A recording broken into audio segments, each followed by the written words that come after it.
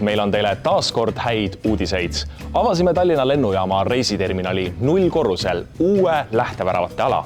Sinule tähendab see senisest mugavamat lennureisi ooteaega. Märkad muutust enim, kui lendad Schengeni piires mõne populaarse odavlennufirmaga või pead minema jalgsi lennukisse, mida ei saa teenindada reisijate sillaga. Aga vastavalt vajadusele saame uusi väravaid kasutada kõikide lennufirmade teenindamiseks. Tee uute väravateni 5A, B, C ja D leiad 5. värava juurest reisiterminali keskosast Lennart Meri maali kõrvalt. Hoia silm peal ka väravateni juhatavatel suunaviitadel. Uute väravate alal saame teenindada ühtaegu ligi 400 reisijat. Seeläbi suureneb lennujaama läbilaskevõime ning reisijad on terminalis rohkem hajutatud.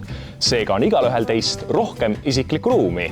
Eestlasena oskad seda kindlasti hinnata.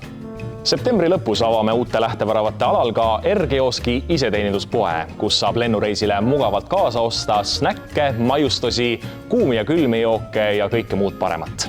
Maailma koduseima lennujaama uued lähteväravad ootavad sind reisima. Tule tšekka uuenenud reisiterminal oma silmaga järgi. Peatse kohtumiseni Tallinna lennujaamas.